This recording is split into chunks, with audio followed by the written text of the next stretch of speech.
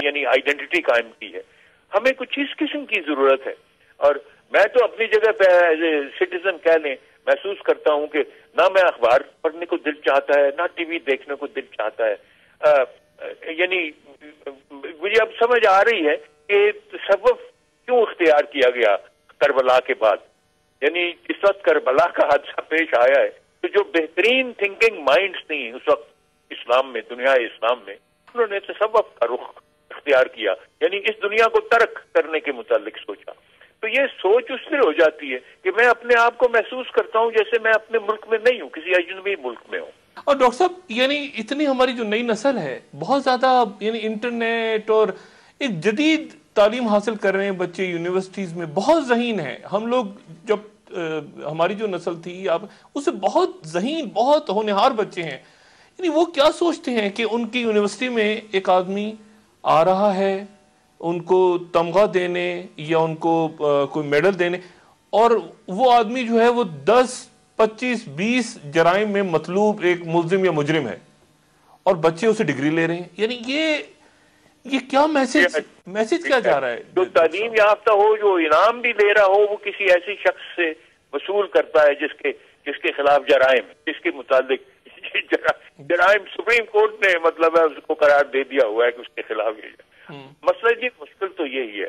اچھا ویسے ایک بات ہے جیسے صاحب زرداری صاحب نے وہ شاہین سے باز نکال لی ہے، یہ بات ہم مانے. علامہ اقبال کی شاعری سے متاثر ہو کے نکالا ہے، وہ باز جیسی آنکھیں. شاہین کو سمجھتے تھے کہ وہ اسلامی فقر کی علامت ہے. اس میں دیکھتے ہیں وہ بلند پرواز ہے، تیز نگاہ ہے، آشیانہ نہیں بناتا، خلوت پسند ہے، اور کے ہاتھ کا مارا ہوا شکار نہیں کھاتا. آخر میں ڈاکٹر صاحب آپ نے کہا علامہ اقبال آج حیات ہوتے تو مایوس ہوتے. وہ شاعری چھوڑ چکے ہوتے ہیں، کچھ کر رہے ہوتے، کیا کرتے آج علامہ اقبال؟ اگر ہوتے تو خودکشی کر لیتے، جو کہ بالکل ہی اقبال کے متضاد تصور ہے. اپنے آپ کو ختم کر لیتے. یعنی وہ تو کہتے ہیں اپنے آپ کو قائم کرو، وہ تو خدا کے ساتھ انسان کو ملا دیتے ہیں کہ خدا بندے سے خود پوچھے بتا تیری رضا کیا ہے.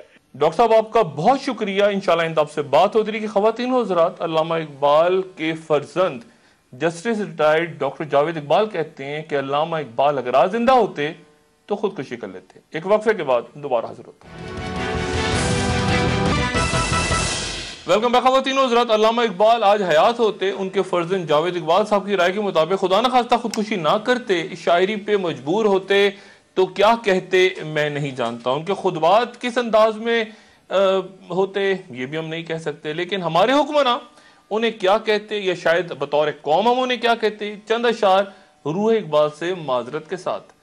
زبان سے کہتا ہوں ہاں لا الہ الا اللہ، زبان سے کہتا ہوں ہاں لا الہ الا اللہ، نہیں عمل سے آیا لا الہ الا اللہ. الاٹمنٹس ہیں یاروں کی آستینوں میں، الاٹمنٹس ہیں یاروں کی آستینوں میں، نہ ہے زمانہ مکان لا الہ الا اللہ. خودی کو پال کے دمبا بنا دیا آخر، خودی کو پال کے دمبا بنا دیا آخر، چھری ہو اس پہ رواں لا الہ الا اللہ. مدیر و پیر و وزیر و سفیر و شیخ کبیر، مدیر و پیر و وزیر و سفیر و شیخ کبیر، بتان وہم و گماں لا الہ الا اللہ. خودی جو خود کا مؤنث ہے گھر میں رہتی ہے، خودی جو خود کا مؤنث، یہ ہمارے حکمراں خودی کو شاید اس طرح سمجھتے، خودی جو خود کا مؤنث ہے گھر میں رہتی ہے، صنم کدا ہے جہاں لا الہ الا اللہ. اور جب آپس میں سیاستداں ملتے تو کیا کہتے؟ میں تجھ کو کہتا ہوں بھائی تو مجھ کو کہے، میں تجھ کو کہتا ہوں بھائی تو مجھ کو کہے، فریب سود و زیاں لا الہ الا اللہ.